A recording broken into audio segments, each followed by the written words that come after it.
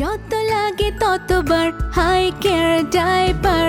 আমার সোনামণির সুরক্ষা তো আমার হাতে, মা হিসাবে আমি তাই কেয়ারফুল। হাই কেয়ার ডাইপার, মোর দেন কেয়ার।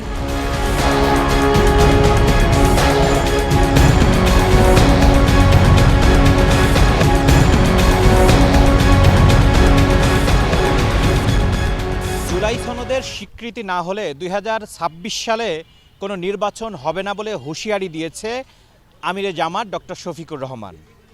জাতীয় নির্বাচনের আগে গণভোটই হবে জুলাই সনদের আইনি ভিত্তি। আমিরে জামাতের এই বক্তব্যে সাধারণ মানুষের প্রতিক্রিয়া শুনব আজকের পর্বে। হাইকেয়ার ডাইপার নিবেদিত এটিএন নিউজের নিয়মিত আয়োজন আমাদের কথা অনুষ্ঠানে স্বাগত জানাচ্ছি আমি শেখর আজাদ। সাধারণ মানুষের প্রতিক্রিয়া শুনবো, তার আগে চলুন দেখে আসি এটিএন নিউজে প্রচারিত এ সম্পর্কিত একটি প্রতিবেদন।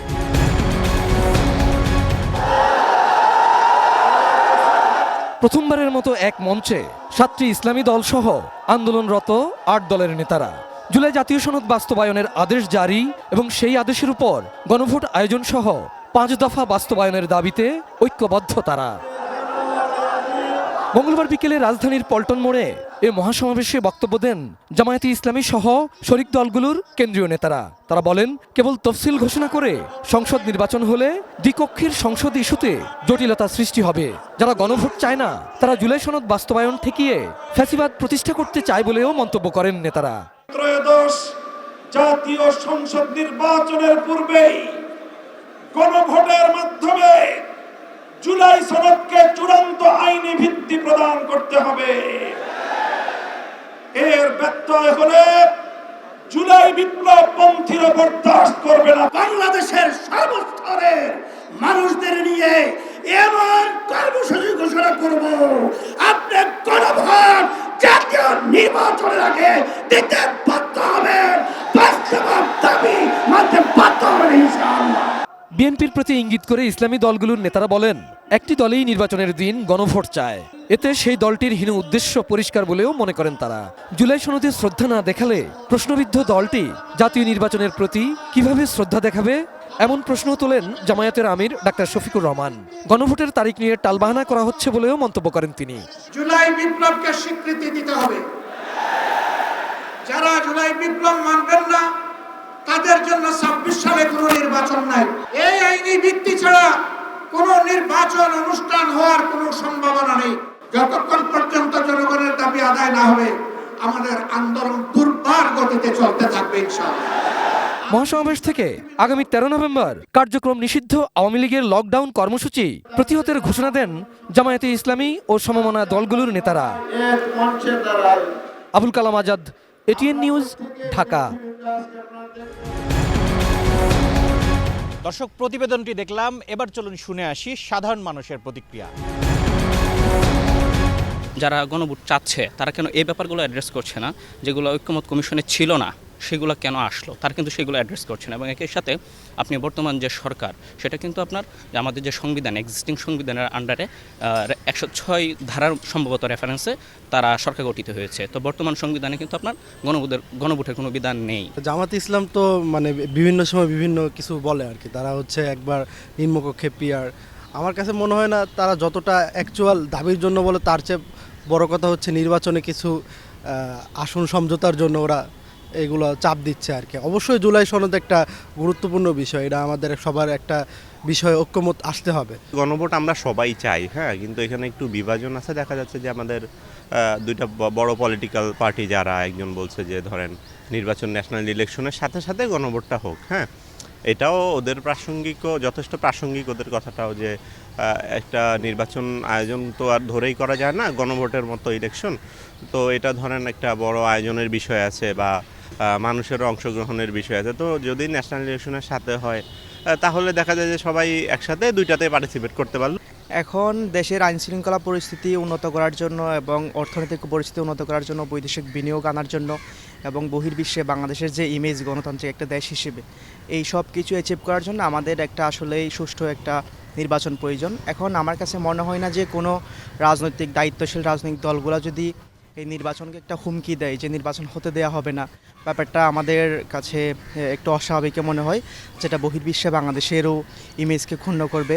এই সন্ত্রাস আরও বাড়তেছে, এই সরকার ঠিকমতো কথা বলতে পারতেছে না, এই সরকার কথা মুখে বাজে, কথা ঠিকমতো কইতে পারতেছে না। আমরা চাই একটা ভালো সরকার হোক ভোটের মাধ্যমে। প্রিয় দর্শক, কুষ্টিয়া থেকে আমি শরীফুল ইসলাম। আমাদের কথা অনুষ্ঠানে আপনাদের স্বাগত জানাচ্ছি। জুলাই সনদের আইনি ভিত্তি ছাড়া 2026 সালে নির্বাচন হবে না বলেছেন জামাতের আমির ডক্টর শফিকুর রহমান। চলুন শুনে আসি এ নিয়ে সাধারণ মানুষ কি বলছেন। ভোটকে কাকে দিবে, কাকে সমর্থন করে, সেটা তার ইমানি দায়িত্ব, নৈতিক দায়িত্ব, নাগরিক দায়িত্ব। এই নাগরিক দায়িত্বর দৃষ্টিকোণ থেকে, তার ইমানি দায়িত্ব দৃষ্টিকোণ থেকে কাকে ভোট দিবে সেটা তার চয়েস, তার পছন্দ। কিন্তু ভোটটা হতে হবে। ভোট বর্জন করা বা বাধা দেওয়া তো কোনো এখতিয়ারই নাই। আমি বর্জন করতে পারি, এটা আমার ব্যক্তিগত অভিরুচি, কিন্তু বাধা দেওয়ার কোনো এখতিয়ার নাই। সুতরাং ভোটটা হতে হবে। আমাদের দীর্ঘদিনের সংগ্রামের যে ইতিহাস, সেটা ভোট এবং ভাতের অধিকার প্রতিষ্ঠার জন্য সংগ্রাম করে আসছে। সেই 47 থেকে 66 থেকে 69, 71 এবং সর্বশেষে 24 সালের জুলাইয়ে যে আগস্টে যে সরকার পরিবর্তন ঘটল আন্দোলন সংগ্রামের মধ্যে, তার উদ্দেশ্য ছিল ভোটের অধিকার প্রতিষ্ঠা। সেই ভোটের বিরুদ্ধে যারা অবস্থান নিয়েছে তারা মূলত দেশের বিরুদ্ধেই অবস্থান নিয়েছে। তো আমি মনে করি ইলেকশন ছাড়া অন্য কোনো পথ আমাদের সামনে খোলা নাই। দেশের এই সংকট উত্তরণের জন্য একমাত্র পথই হচ্ছে ইলেকশন। যে জুলাই সনদ অবশ্যই বিএনপিও স্বাক্ষর করেছে, কিন্তু এই যে গণভোটের যে ওরা দাবি করছে, এই গণভোটটা এই নির্বাচনের আগে কোনো মতেই সময় সাপেক্ষের বিষয়, কোনো মতে সম্ভব না। বিএনপি চাচ্ছে যে এই গণভোট এবং জাতীয় সংসদ নির্বাচন একসঙ্গে হোক। আমি জুলাই সনদকে আমি সমর্থন করি, কারণ ওটা যদি বাস্তবায়ন না হয় তাহলে বাংলাদেশে যে ডাক্তার শফিকুর রহমান তিনি বলেছে যে জুলাই সনদ বাস্তবায়ন ছাড়া নির্বাচন হবে না, ওই মতের সঙ্গে আমি একমত। কারণ বাংলাদেশের মানুষ দীর্ঘদিনের একটা দাবি যে এই জুলাই সনদ বাস্তবায়ন হোক। জুলাই সনদের আইনি ভিত্তি ছাড়া 2026 সালে নির্বাচন হবে না বলে মন্তব্য করেছেন জামাত ইসলামের আমির ডাক্তার শফিকুর রহমান। আমাদের কথায় আমি এম এস আহমদ শুনবো জামাতের আমিরের এমন মন্তব্যে কি বলছেন ঠাকুরগাঁয়ের মানুষ। জুলাই সনদের যে বিষয়গুলো অন্তর্ভুক্ত করা হয়েছে, যে ধারাগুলো, এগুলো পরিবর্তিত পরিস্থিতিতে বাংলাদেশকে এগিয়ে নিয়ে যাওয়ার ক্ষেত্রে, নতুন বাংলাদেশ বিনির্মাণের ক্ষেত্রে এটি একটি রক্ষা কবচ হতে পারে। এবং আমরা সুশাসন যদি পেতে চাই, দুর্নীতিমুক্ত বাংলাদেশ যদি আসলে পেতে চাই, তাহলে আমাদের সবাইকে একই প্ল্যাটফর্মে আসতে হবে। জুলাই সনদ যে আইনি ভিত্তি, সেই আইনি ভিত্তি যদি না হয়, তাহলে আগামী দিনে কি আবারও নতুন করে আমরা বিশ্বাস করে আবার ফ্যাসিবাদের আবির্ভাব ঘটবে। তার পাশাপাশি আসলে 2000 ছাত্র যে জীবন দিয়েছে, তাদের জীবনের যে বিচার, এই বিচার থেকে আমরা বঞ্চিত হব। এক কথায় আবারও নতুন করে ফ্যাসিবাদের একটা আবির্ভাব ঘটবে বলে আমি মনে করি।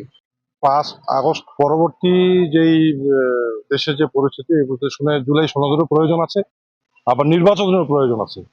আমার ব্যক্তিগত মতামত হচ্ছে, বর্তমান যে বৃহৎ যে দলগুলো আছে, সেগুলা সবগুলা দল নেতৃবৃন্দ একসাথে বসে একটা সুচিন্তিত মতামতের ভিত্তিতে সমঝোতায় আসলে আমাদের জন্য খুব ভালো হবে। দর্শক, এই ছিল হাইকেয়ার ডাইপার নিবেদিত এটিএন নিউজের নিয়মিত আয়োজন আমাদের কথা অনুষ্ঠানের আজকের পর্ব।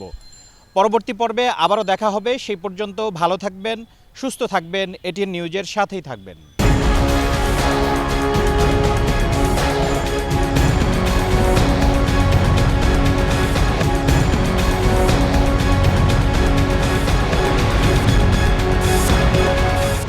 আমাদের কথা সৌজন্যে হাইকেয়ার বেবি প্যান্ট ডায়পার। যত লাগে ততবার হাই কেয়ার ডাইপার। আমার সোনামণির সুরক্ষা তো আমার হাতে, মা হিসাবে আমি তাই কেয়ারফুল। হাই কেয়ার ডাইপার, মোর দেন কেয়ার।